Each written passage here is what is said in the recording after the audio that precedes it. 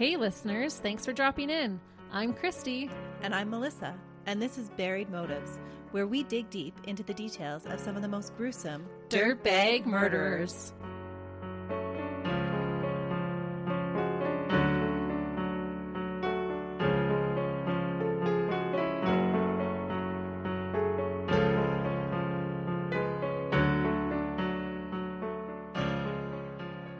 Hey listeners! Welcome back to Buried Motives. We're so glad you're joining us this week. We really are. It's just about Easter, and we are getting excited for all the festivities. Easter is about the chocolate, and you all know by now how much Melissa and I love our chocolate. So I'm excited to raid my kids' Easter baskets. It's parent tax. Uh-huh. It's the best time of the year. It is. I really do enjoy Easter, actually. I still do baskets for my adult children. It's just so much fun. How do you give up that scavenger hunt? Exactly. But you've got an Easter case for us today, don't you, Christy? I do. We are going to be traveling back to Easter weekend of 1937. Oh, I love the old cases. I really found this case interesting. Instead of bunnies, colored eggs, and chocolate, this particular Easter was filled with the terror of a triple murder. And you said it wasn't a family annihilation, right? It's not. That was definitely the case with our last Easter episode that Melissa brought us on James Rupert. So if you haven't heard that one, you might want to go back and listen to that one as well. She did a really good job. That one was so sad. It really was. That one still disturbs me. Today, our case took place in New York and was so highly publicized at the time that I am surprised it isn't talked about very often anymore. It wasn't a case I knew a lot about before researching. And I'm really curious how many people have actually heard this one. Not me. I'm guessing. Before we start, I'm going to ask you, have you ever heard of a mad genius? Like Frankenstein kind of thing? Kind of. Or heard people say that there is a fine line between creativity and insanity? Oh yes, I walk that one very closely sometimes. Not in this way, you haven't. But it kind of made me think of, Van Gogh, Munch, or O'Keeffe. Our dirtbag was unarguably a talented sculptor. But when you mix in a hypocritical, strict religious upbringing, you get a man who seemed to cross the boundary of talent and dove straight into insanity, coining him the name, the Mad Sculptor. You have me wondering what medium he used to make his sculptures. Nothing gruesome, don't worry. Oh, good. With some of the cases we've covered, you never know. It's true. That's one thing I have learned. We just are never quite sure what dirtbags are actually capable of. And just when you think you've heard it all, it seems to get worse.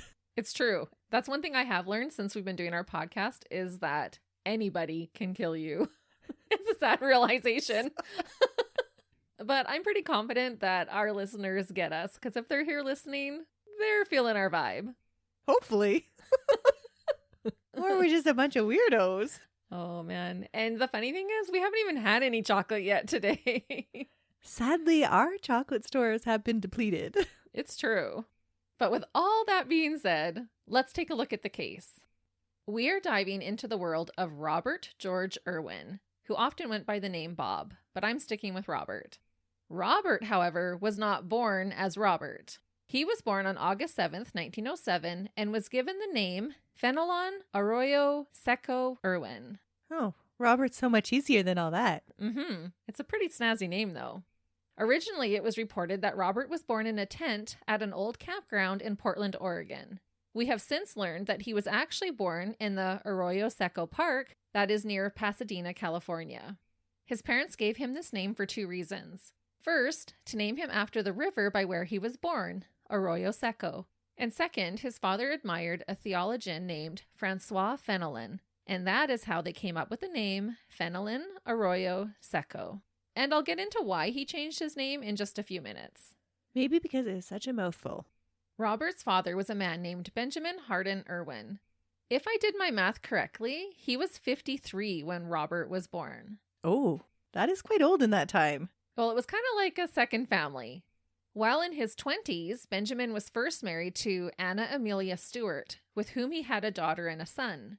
In 1902, he married a woman named Mary Lee Jordan without divorcing his first wife. He was a polygamist? Technically, he would have been, but he had left his first wife. and then got together with Mary Lee Jordan. Who needs to do all that paperwork? Yeah, just a hassle.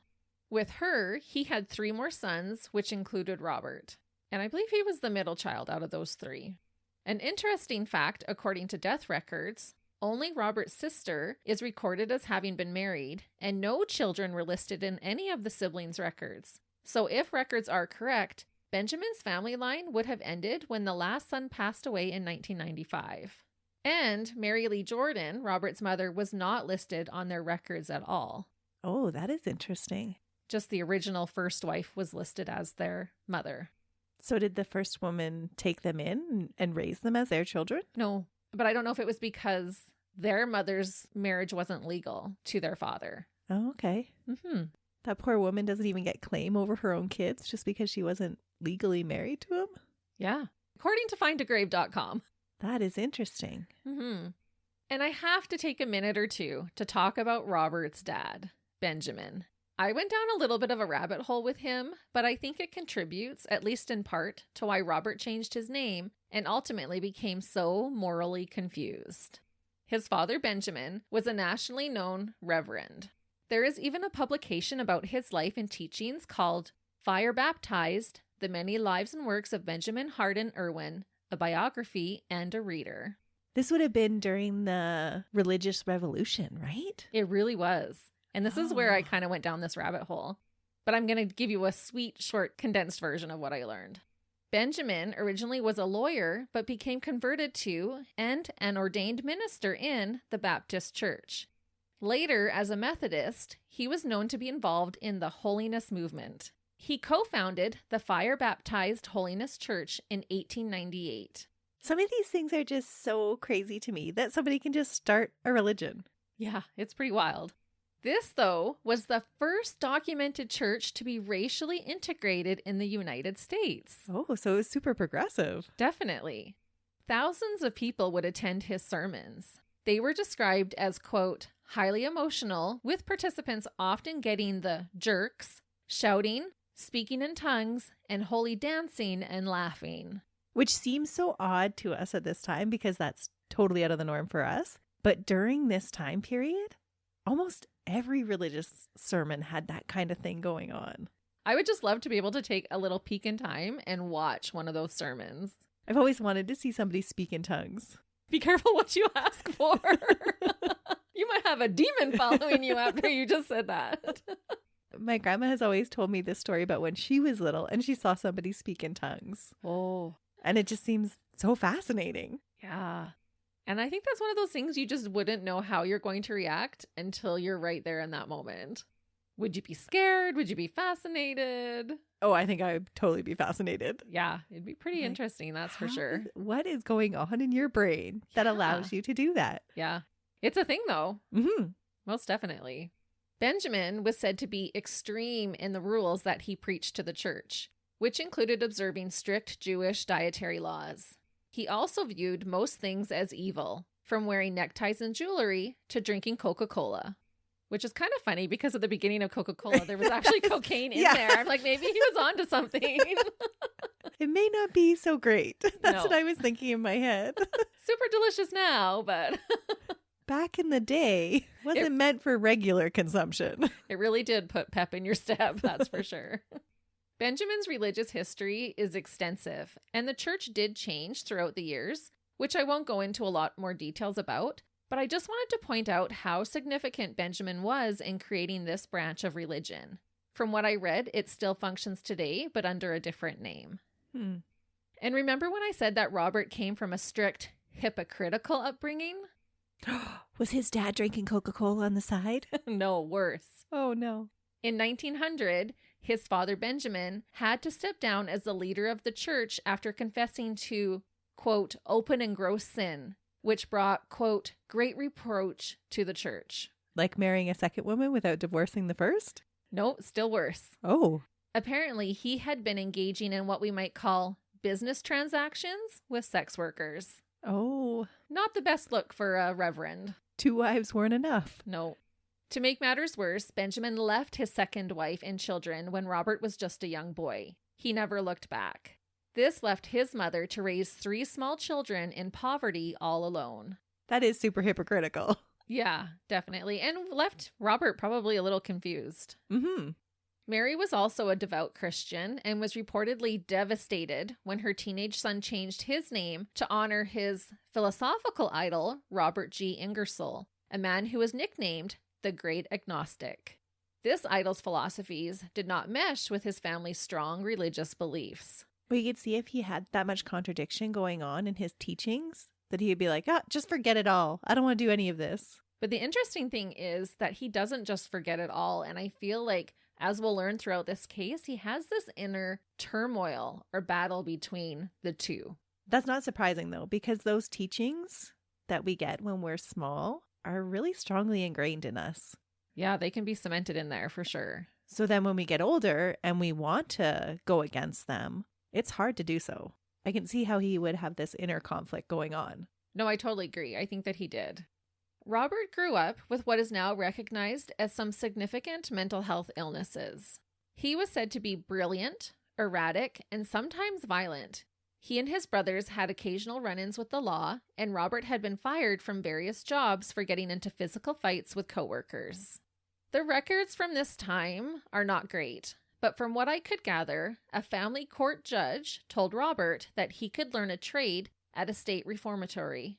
Robert took him up on his offer and spent 15 months learning how to sculpt at one of the reformatories. And I'm not sure if he was already there for a crime or being in family court if the judge took pity on him and wanted to give him a free education for some type of skill. I wonder if sculpting was the skill that the judge had in mind when he said you could learn a trade. I don't think so, but sculpting is what he chose. As with many other young sculptors of the time, Robert began to idolize the leading and widely celebrated American sculptor of the late 19th and 20th centuries, Lorado Taft. Lorado Taft was a big deal. He wrote a book about the history of sculpting, and his craft was used as the teaching standard for decades. He also has been credited with helping advance the status of women as sculptors. There's a lot of innovativeness going on in this case. That is often the case you find with artists. Mm-hmm. They're just a little bit more free thinking and progressive, usually. Yeah. But I just really appreciated the interracial congregation and now women being supported as sculptors. And we're not even done with that type of thing. We're going to see more of this. What would have been, as I can only imagine as a dream come true for Robert, was that he was at one time able to live with Lorado Taft and his family. So super neat experience to be able to actually live with your idol. I assume he learned so much from his highly revered mentor during this time because Robert himself had become a very talented sculptor. Robert was able to get a job at a waxwork studio in Los Angeles. There, he carved commercial busts of many public and prominent figures, including Franklin D. Roosevelt and Herbert Hoover. Oh. I was able to find a photo of his Hoover bust, and it is quite remarkable. And I think it was actually displayed inside the White House at one point. That's pretty impressive. Mm-hmm. From a boy that learned his original art in a reformatory school. Right? But then had this renowned artist as his mentor. Sadly, despite his growing talent, Robert was fighting some seriously dark demons. This was made clear when he attempted to emasculate himself, meaning cut off his genitals with a razor. Well, if your left hand offendeth you, then you cut it off. Exactly. Is that what the quote is? I think it's your right hand, but something like that. There was a Grey's Anatomy episode on that. That's what made me think of it. So similar. He didn't actually do the job, but he actually did a pretty good job attempting. And so was that the reason why he tried to emasculate himself? I don't know that he was physically pleasuring himself, but it was causing him temptation. Okay. After this incident, Robert agreed to be committed to a state mental hospital where he stayed for an entire year. And to further answer your question, we really don't know why Robert attempted to sexually mutilate himself. But one of my guesses is that he was possibly confused between what he was taught religiously about sexual urges, not meshing with what he was learning agnostically, and wanting to fight off or rid himself of his carnal urges. I'll explain more later why I think this. And it is also believed that he felt his sexual urges were getting in the way of his creative abilities and potential. He was getting distracted by them. Yes. I am envisioning him, though, sitting in art class with the naked female form in front of him, And he's trying to sculpt it all. So he's got a hands-on experience of like a woman's form or a man's, whatever his preferences are. And would that not bring about like feelings and urges? Oh, that's a good point. And I have actually seen some of his sculptures of the woman's form, and yeah, he's pretty good at it. Yeah, so I can totally see why he would have these urges, or why he felt like if they were intruding on his artistic process while he was doing it, I can see why they would be intruding on it. Yeah, absolutely. Good point. I think you're onto something. Maybe not, though. I mean, as you can tell, we're not artists. No. He should have just went and crunched on some ice. Don't they say that helps with sexual frustration?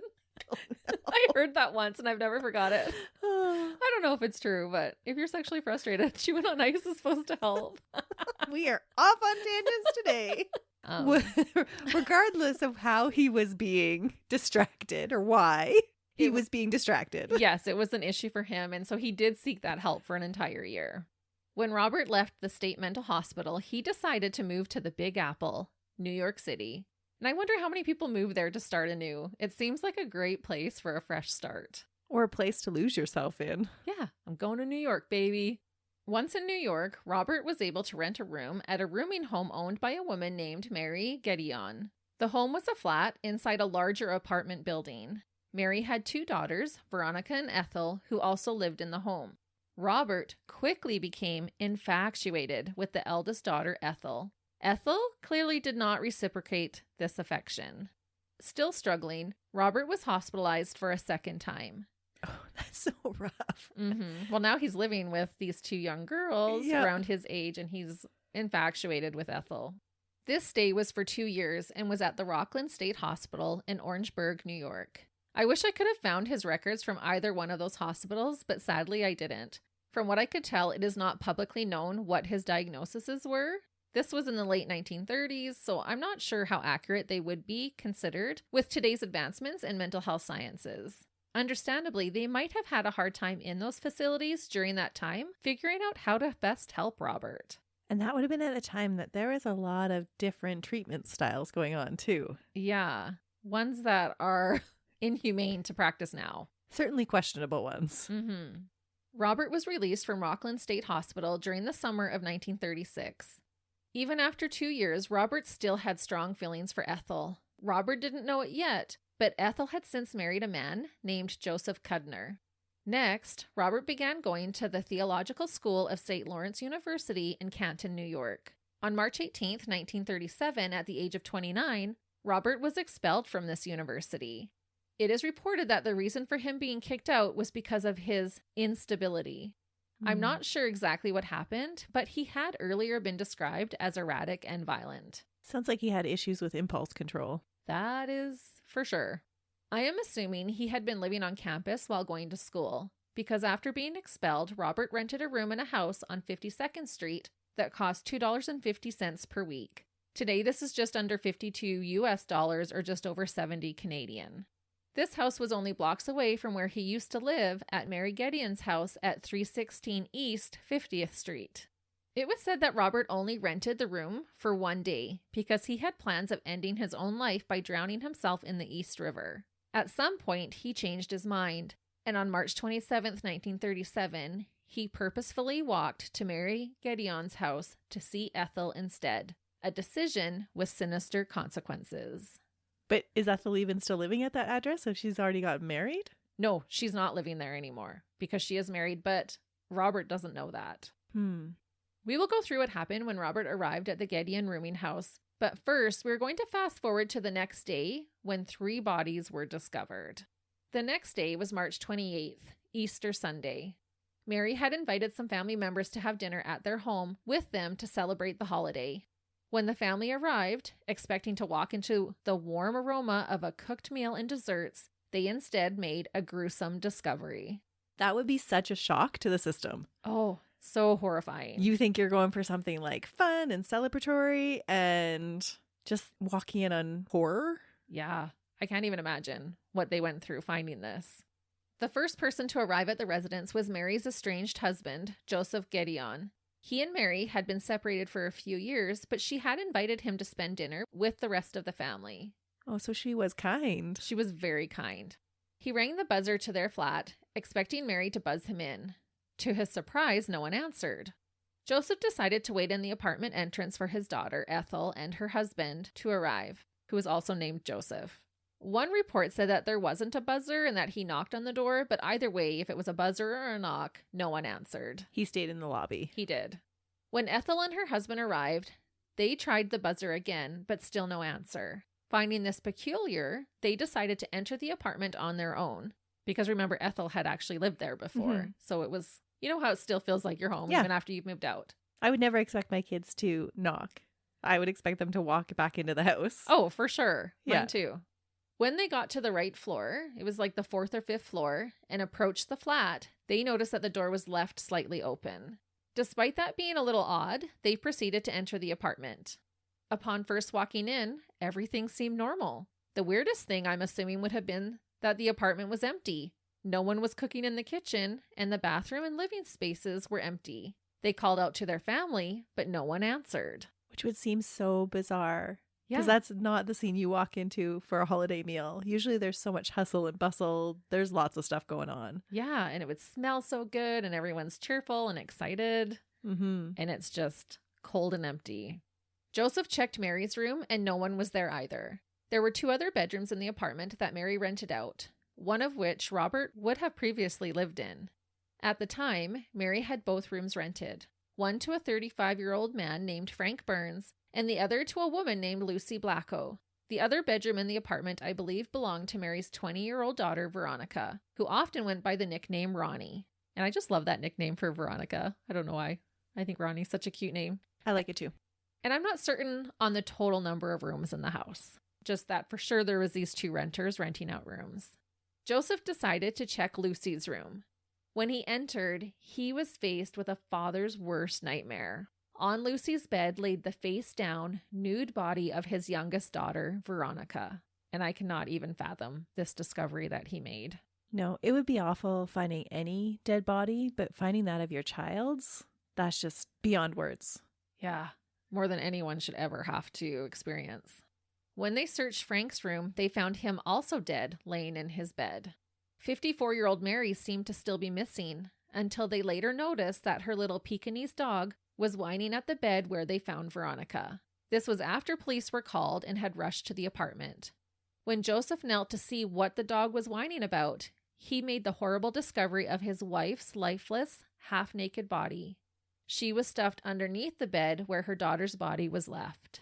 Oh, that would be so creepy. Could you imagine putting your face down underneath the bed and becoming face to face with your wife's body? No, I cannot even imagine. Ugh. And even the worry that they would have had, where's Mary? Because they didn't find her until after the police had gotten there. So there would have been at least a few minutes that had transpired before they discovered her. And the poor little dog knew she was there and was whining. Oh, dogs always know. They do.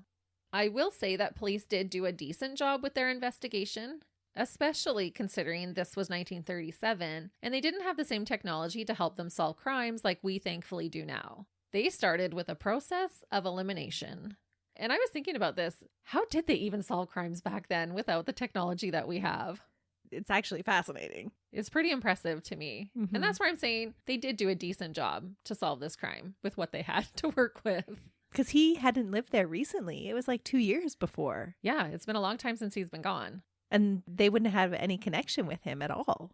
Not right away, they don't. Their suspicions first fell onto Lucy, the only tenant of the home who wasn't found dead. Ethel vouched for her, informing police that Lucy had gone home to spend Easter with her family. This checked out and Lucy was cleared. Veronica's driver from the evening was also quickly ruled out. When police questioned the neighbors, they were given helpful information to help them establish a timeline. One neighbor said she heard screams around 1 o'clock a.m. This was assumed to be around when Mary was being killed. And the coroner had given a time frame, I think it was from like 10 o'clock at night to around that time, so it definitely fit with her time of death. A different neighbor said that around 2 o'clock in the morning, they came home to see that the Gideon's door was left open. So being a helpful neighbor, he just closed the door and didn't think anything of it. He's like, oh, they just forgot to close their door. Who would do that? Well, if I was walking past my neighbor and their car door was left open, I would close it for them. Right. But I'm thinking, who would leave your front door open by mistake? But I guess some people do. Some people do. It's an apartment building. You could be bringing in groceries and just forget to go back and close it. Yeah, I could see that. But it didn't cause suspicion to him. But it gave the police a good timeline. It did. It was also determined that Veronica had come home intoxicated from a date around 3 o'clock in the morning. Police determined that Mary was murdered first. She had been strangled to death. Once dead, she was placed underneath the bed. Next, Frank was stabbed to death in his bed. Frank was partially deaf and wouldn't have heard Mary's screams. He was fast asleep, laying on his functioning ear, and had no idea what was coming.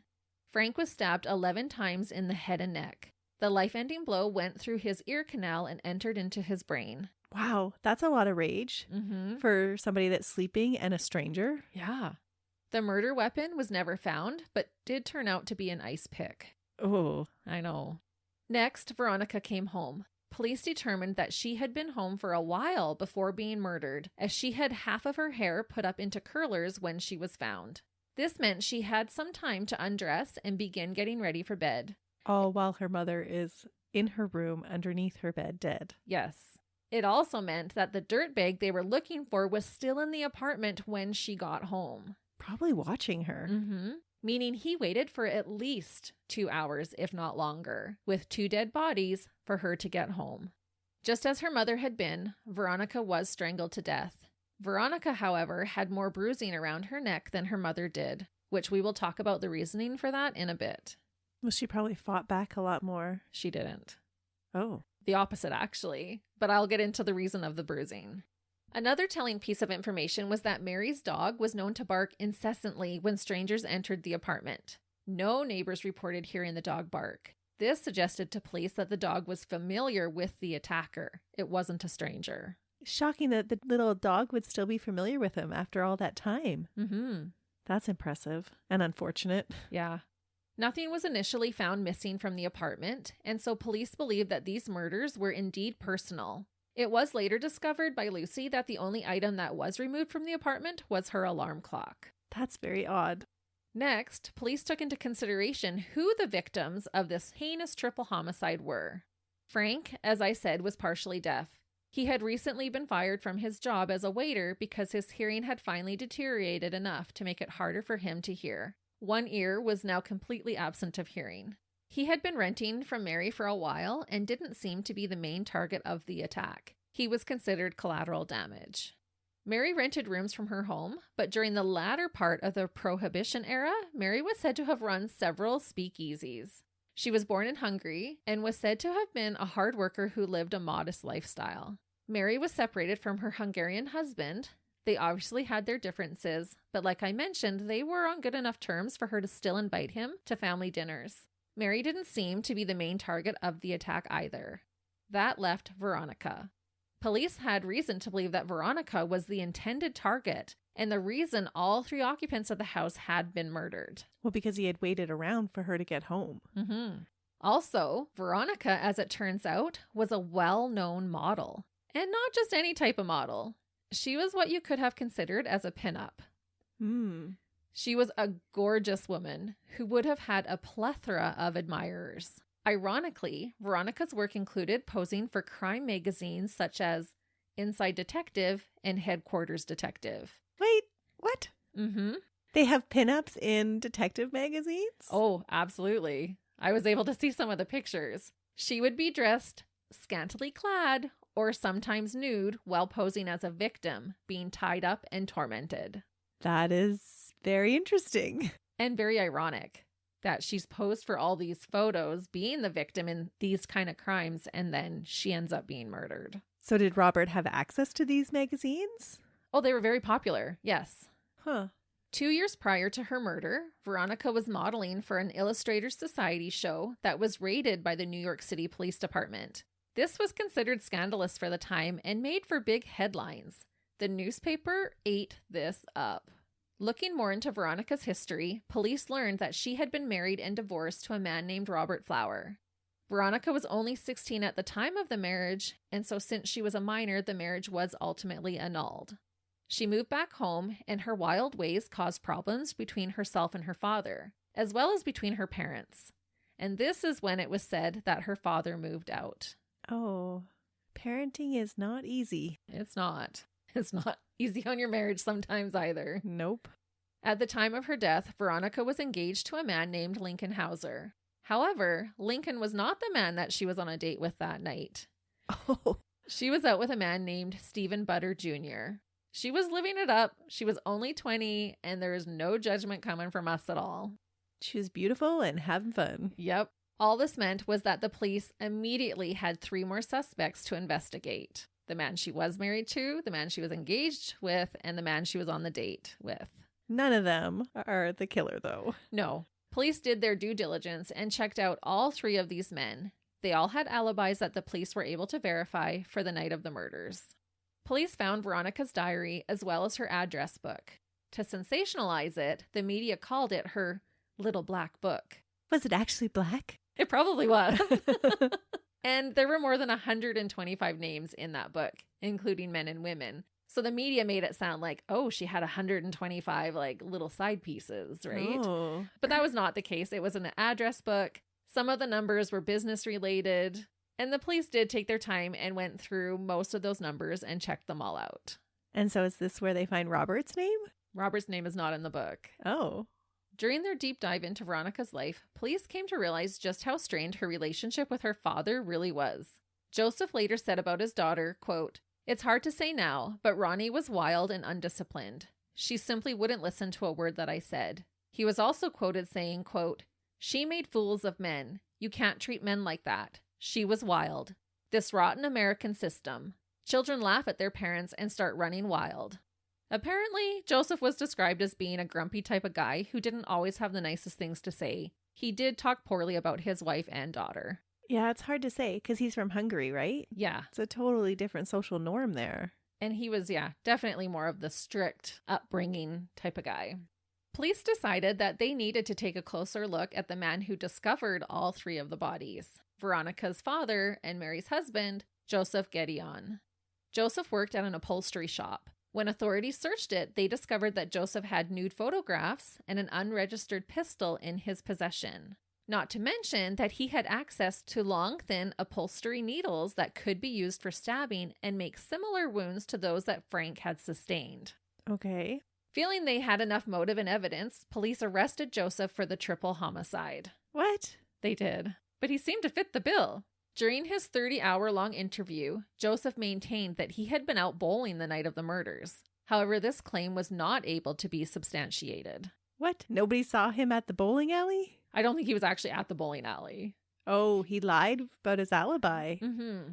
Why is he lying? We never find out what he was actually doing. Or at least I couldn't figure it out what he was really doing. But his things are just not looking good for Joseph. He's looking a little suspicious. No, that's why you tell the truth. Yeah. Even if you were doing something shady, you just tell them. Yeah. Because he had an illegal firearm, Joseph's bond was set at $10,000. Oh, that's pretty steep.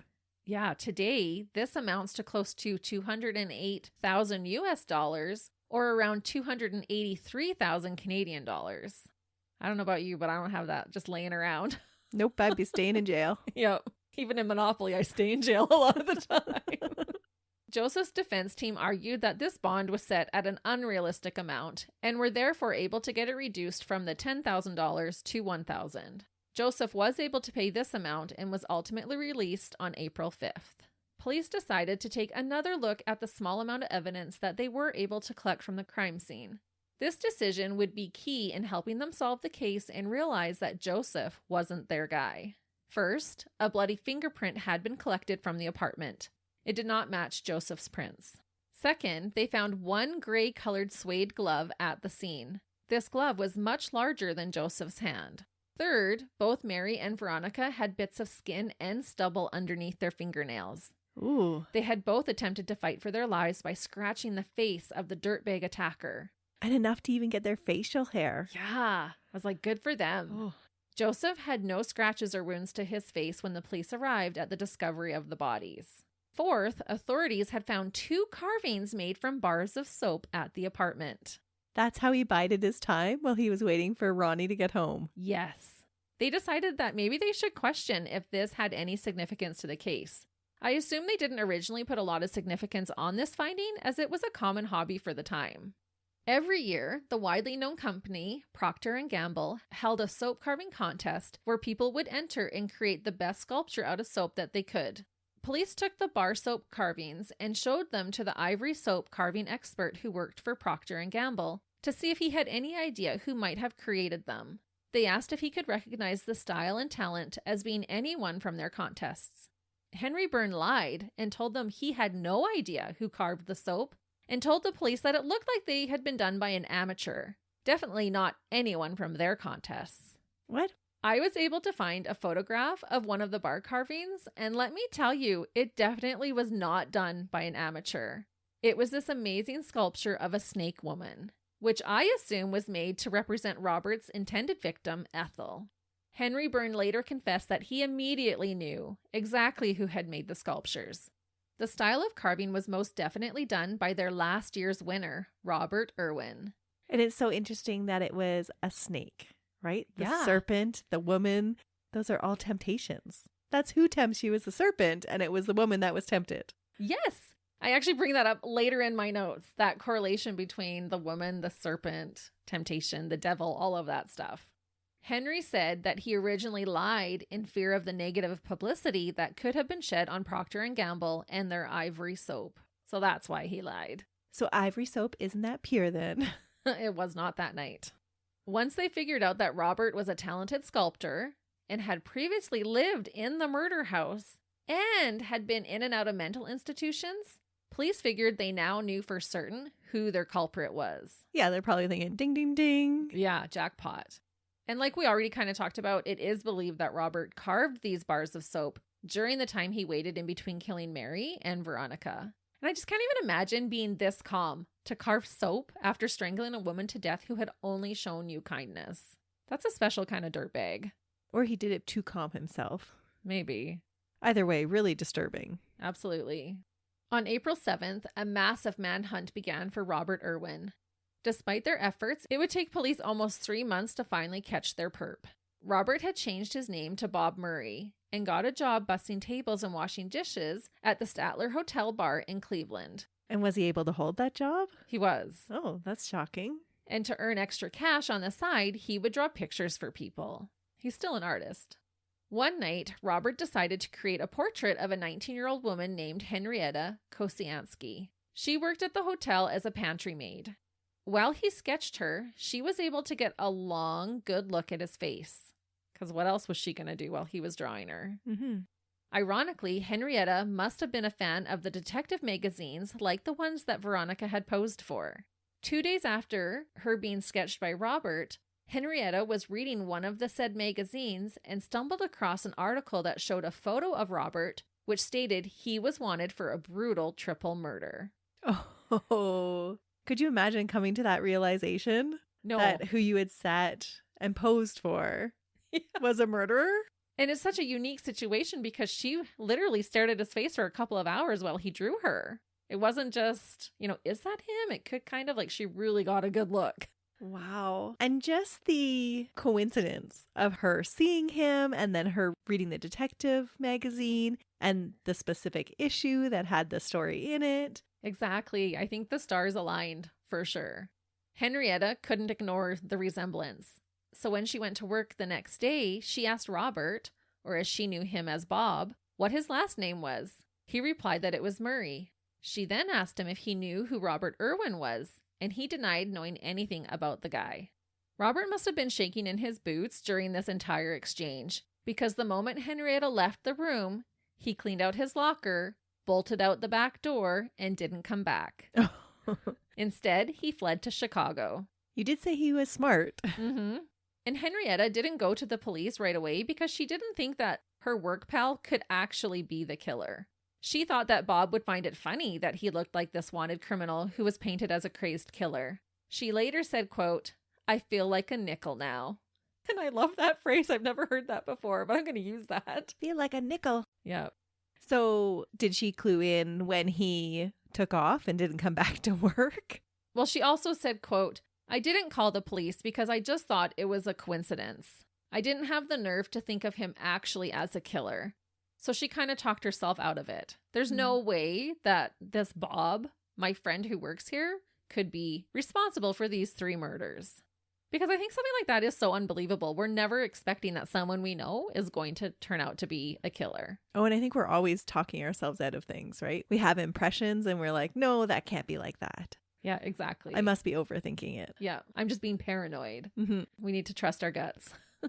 Once in Chicago, after hiding out for a few days at the Morrison Hotel, Robert decided that his days as a free man were numbered and that it would be better if he just turned himself in. Because he's basically like, she saw me, she knows who I am, my goose is cooked.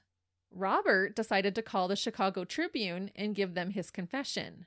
The newspaper. Yes. Instead of the police. Yep. That's nice. But shockingly, they thought he was lying and told him to take a hike. Oh, really? Yeah. They're like, yeah, right, buddy. Get lost. Again, it was one of those things that was just done at that time. Yeah. Because Albert Fish sent all of his confessions to the newspaper too. Right. Well, you couldn't tweet something or post it online at that time. So you posted it in the newspaper. Yep. Robert didn't give up, though, and he tried a different paper. This time, the Herald and Examiner. These guys knew a story when they heard it and agreed to pay him for his story. The paper had struck gold. Robert gave them a detailed full confession. To get more bang for their buck, the paper published the confession in multiple parts. And a little fun fact, you can actually purchase copies of the original paper on eBay. After hiding out for a little while later, and after the world knew what he had done, Robert did turn himself into the Cook County Sheriff's Office and was sent back to New York to be prosecuted. 2 detectives escorted him on an American Airlines flight from Chicago to New York. When they arrived, several hundred people had gathered to try and catch a glimpse of the mad sculptor. He was escorted off the plane with 1 detective on each side of him. They paused for a few brief photographs, and then Robert was whisked away in a squad car. And I wonder if that was that inner conflict, like, I've done something wrong, and so I have to confess. Probably. I'm sure he was having a really hard time concentrating on his work after that. Yeah, if he tried to castrate himself for having what we're assuming were carnal urges, you can only imagine the guilt and the shame that he would be feeling because he murdered people. Yeah, you would think so. Once in New York, Robert was able to fill in a few of the blanks for the NYPD. I will summarize for you a little bit about what he told the press and the police regarding the 3 murders and his reasons for doing it. Robert admitted that his mental health had progressively declined. He said it was getting worse and worse. No matter what he tried, he could not get Ethel, Mary's oldest daughter, out of his mind. He had become completely obsessed with her, an obsession that started the first day he met her and then just continued to grow, despite Ethel being very clear that his feelings for her were not reciprocated. Robert felt like he needed to get her out of his head to be more spiritually elevated, and when he finally did this, he thought he would feel like he would be able to focus more solely on his art. My assumption that his strict religious upbringing was also playing a factor in the situation.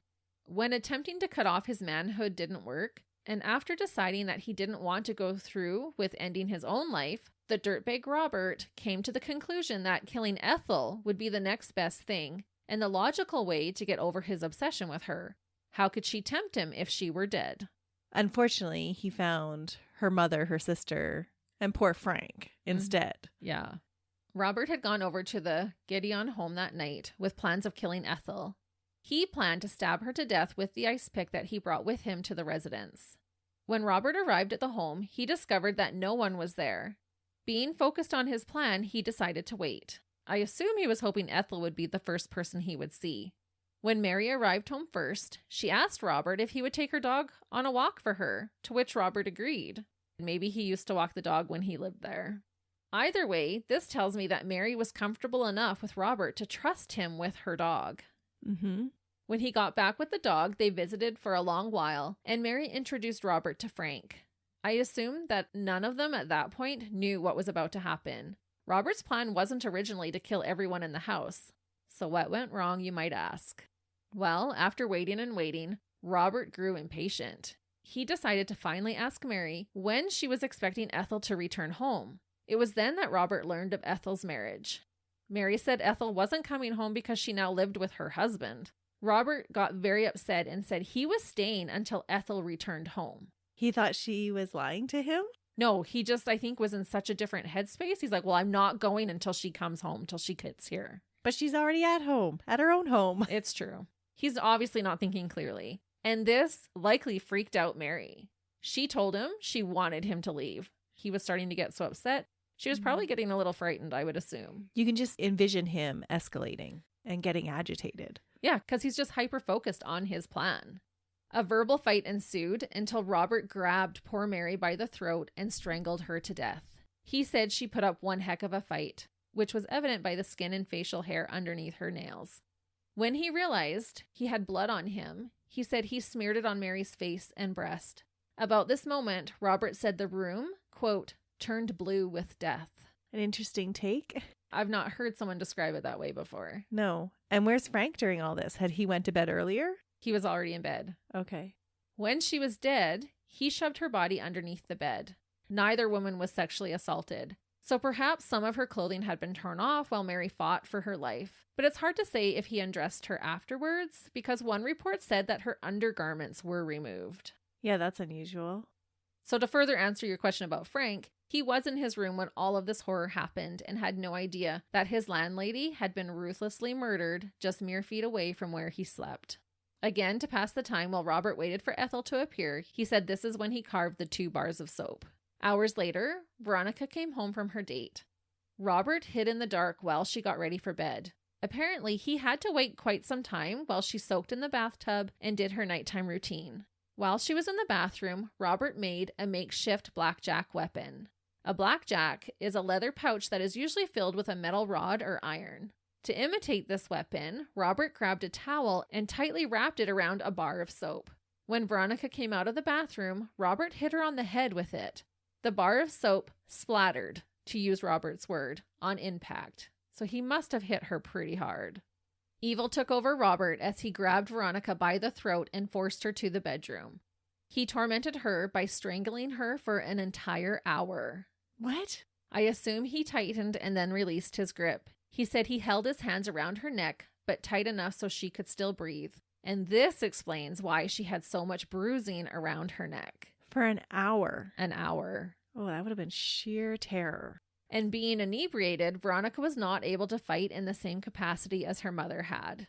I cannot imagine how terrified she must have been during that last hour of her life. And it is so disturbing to me that she had no idea that she was being murdered on the bed above her mother's already deceased body. Yeah, that's awful. About killing Veronica, Robert said, quote, I hate to harm anything beautiful. He also said, when Ronnie was dead, I looked at her with a sick feeling all through me. Her beauty was gone. Blue death seemed to issue from her, like a sort of spiritual emanation. My brain was working so fast I could almost hear it. The Englishman, I must kill him too. Ooh, so he got a little bit of a bloodlust after killing Mary? There was just, he said his thoughts were so loud, he could almost hear it talking in his mind that he had to kill the Englishman. And was that to cover up his crime or just that he wanted to kill again? We'll kind of go into that, but he just basically says he had to do it. Police had originally thought that Robert murdered Frank after he killed Mary.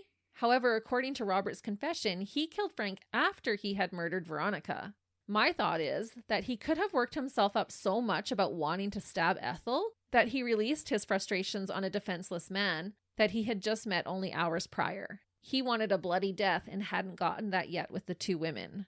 Robert said that after killing the 2 women, he had to kill the boarder too. He said there wasn't anything he could do and questioned why no one could understand the situation. He said he didn't remember stabbing Frank as many times as he did. So he had a little bit of a psychotic break? I think so. When Frank was dead, Robert cleaned himself up and then started to look around the apartment to try and find something that would remind him of Ethel that he could take with him. This is when he settled on taking the alarm clock, and I believe he also was able to find a few photographs to take with him. Why the alarm clock? That seems so random. I don't know. They did have a modest living, so I don't know. He was just looking around. What can I take? What can I take? Oh, I'll grab the alarm clock. Very random. Yeah, that seems so bizarre. Mm-hmm. There wasn't a story behind it or... No, he just wanted a memento. Okay. And that was the best thing he could find. About leaving the apartment, Robert said, quote, it was morning when I stepped out and closed the door. See, and he's saying he closed the door, but the report was that it was left open a little bit. There was an overwhelming weariness all through me. I was so sleepy. I could hardly walk the short distance around the corner to my room. I went in and dropped on my bed. It was not until evening that I was awakened by the cries of the newsboys below my window. They were yelling about a triple murder. It did not frighten me. I was as calm as I ever had been. I was sure I would not be suspected. I was so sure of this that I did not even take the trouble to move from the neighborhood, not for a week. Wow. Yeah. That's pretty confident. Mm-hmm. Robert admitted that his original plan was not only to stab Ethel to death, but that he also wanted to decapitate her so he could take her head with him and then make a death mask from her face, meaning like making a cast or impression of her face. That is disturbing. Yes. But he was an artist and that's what he wanted, to be able to kind of immortalize her, I guess. Robert obviously didn't make this cast, but he did make a sculpture of her with a cobra wrapped around her neck. And as we were talking about, I found this interesting since Robert had been raised so religiously and the devil is referred to in the Bible as a serpent. Mm-hmm. So she was like his little devil. Or she was the thing that the devil was tempting him with. Yeah. Robert proclaimed that the murders of Mary, Frank, and Veronica were accidents and that he only wanted to kill Ethel. He said, quote, "I loved her. She was the dearest object in the world to me." And they never said what drove this compulsion, hey? It was from like the first day he met her. He just instantly, I don't want to even say fell in love. Like he's even calling her an object, you know, but he just instantly was enamored with her. Obsessed. Yeah. Robert was charged with 3 counts of first-degree murder. Surprisingly, doctors deemed him legally sane during the murders and said he knew exactly what he was doing, despite many doctors who had treated him in the past coming forward to say that Robert was not sane. On one hand, it was said by the warden, quote, "Irwin certainly isn't crazy now. He's as normal as any man in prison." On the other hand, that statement was rebuked by his defense, saying that Robert, quote, "was, is, and will be hopelessly insane. He's crazy as a bedbug." Who knew that bedbugs were crazy? Yeah. It's another one of those 1930s odd phrases. I think so. Initially, Robert tried to plead not guilty in the fall of 1938, but eventually took a plea deal and admitted to 3 counts of second-degree murder to avoid the death penalty.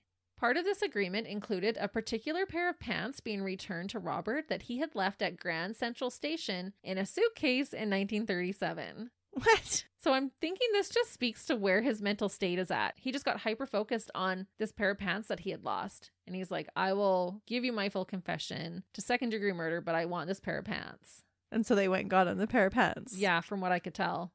I didn't find anything saying that they couldn't find him the pants because he does confess.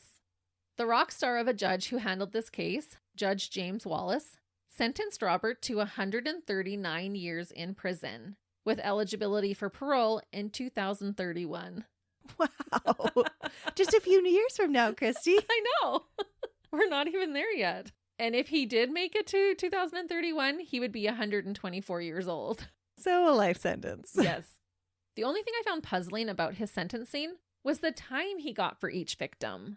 Frank's murder cost him 99 years, while each woman only cost him 20 years each. Was this because of the brutality of Frank's murder, or was it seen as more heinous to murder a man in 1937? That is interesting. I'm kind of thinking it's the latter. Yeah. Because he was a man and the other 2 women were only worth 20 years each. He had more value. I'm assuming. I don't know. It was just worth noting, I felt like. Robert went to Sing Sing prison to be psychologically tested. He was ultimately diagnosed with schizophrenia and was said to be, quote, very definitely insane, and was then sent to serve the rest of his sentence in state prisons for the criminally insane. He arrived at the Dannemora State Hospital on December 10th, 1938. Robert died of cancer at the age of 67 in 1975 and was buried on the grounds of the Metawan State Hospital for the Criminally Insane in Fishkill, New York. Which I always find is so interesting too when no one claims the body and they just get buried there. Before I end, I have a few interesting facts and updates regarding this case. First, no one would rent the apartment where all the murders had taken place until a man named Sidney Pilley agreed to rent it. He said he wasn't superstitious and it didn't matter to him what happened within those walls. Oh, he's so getting haunted. Well, on August 1st, 1940, police arrested Sidney on pornography charges. As police were hauling him away, he told them that he forgot to turn off his gas stove. He's like, hang on one sec, I'll be right back. Police allowed him to run back into the apartment to shut off the gas. Once inside, Sidney jumped out of the kitchen window to the ground below, killing himself. What? Yes. He's like, I'm not going to jail for pornography. I'd rather die, and jumped out his window. Wow. In 1960, the whole building was torn down and has since been replaced with another building. And that did make me wonder, would you rent an apartment where 3 people had been viciously murdered? Or buy a home where a mass murder had taken place? I feel like we've had this conversation before, and I think I would. If it was a good enough deal, you can clean, you can renovate. It's true. The ghosties aren't going to come get me. I'm not the one that murdered them. But then I think of like The Conjuring, and I'm like, I don't know. I go back and forth. Part of me is like, oh yeah, who cares? It's just a house. But then another part of me is like, The part that watches all the horror movies. Yeah. You're going to get possessed by a demon, or your husband's going to and murder your whole family. I'd be game for it. Okay, I'll find the good deals and pass them your way. Second, Robert's case caused legislators to examine how people with mental illnesses were being treated and dealt with.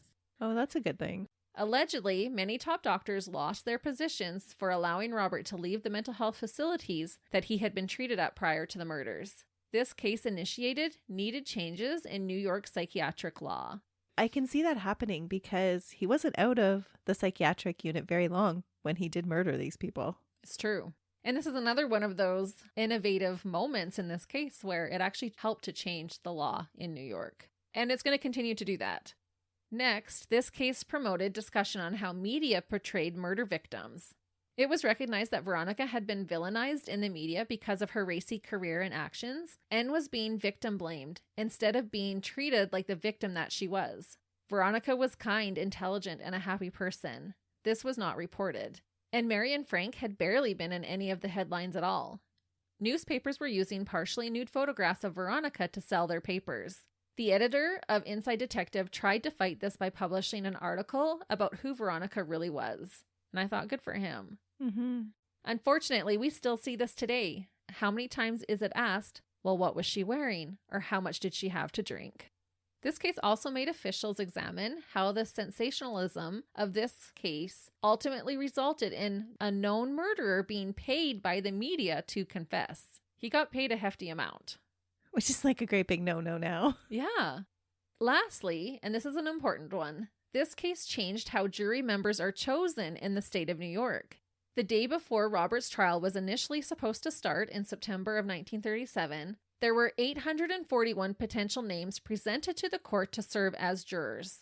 Why so many? I don't know if that was standard. I'm assuming.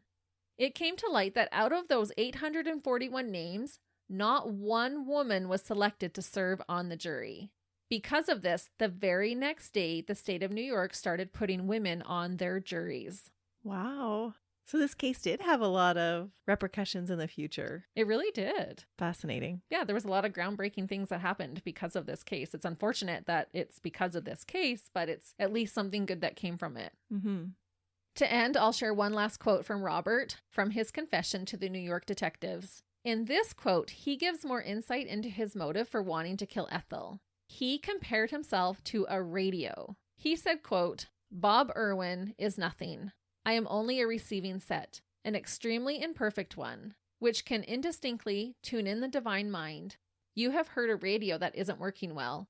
You turn the dials and get a squawking. Only once in a while can we get the pure, clear music. My whole idea in life was to perfect myself so the receiving set could always get the divine music at its best. And that is the story of a man so obsessed with his craft and the woman who sexually frustrated him, the mad sculptor dirtbag, Robert George Irwin. What a crazy case. Mm-hmm. And it sounds like an instrumental case for history. Absolutely. I found it really interesting. And like I said, I was surprised that because of the things that this case inspired, that it's not heard about as much. Or at least I hadn't heard about it very much. Yeah, I had never heard it. But that was my Easter case. I hope that all of you will be able to have a wonderful Easter and spend time with your family and loved ones. Absolutely. We hope you enjoy your Easter. And we'll be back next week when Melissa has another case for us. But until then, see ya. Bye.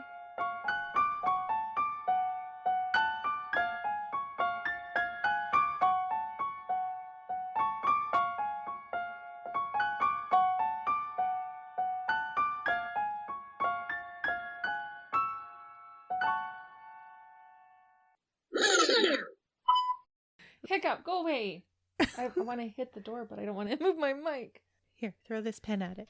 But you need a pen for your I have another one. Okay. So mean. It's that not as Christie, mean. I heard them tormenting a cat. It's not as mean as us having to edit the meow, meow. I know. Oh. Anybody can kill you. What a way to celebrate a religious holiday. Talking about murder. Okay, we are wild. We are. Is this the guy that had the shoe fetish that led you down that rabbit hole? No. No. Shh, quit telling my secrets. Well, at least I didn't say the underwear fetish because that one's even weirder. Just to be clear, I do not have these fetishes, but was telling Melissa how you can earn money from people who have these fetishes. Apparently, he had been apparently he and so then even when don't be silly. I feel like such a princess. I'm like, sorry guys, I just have to turn on my heated blanket as I sit on my other blanket. Christy's got one blanket. I have two. I will say police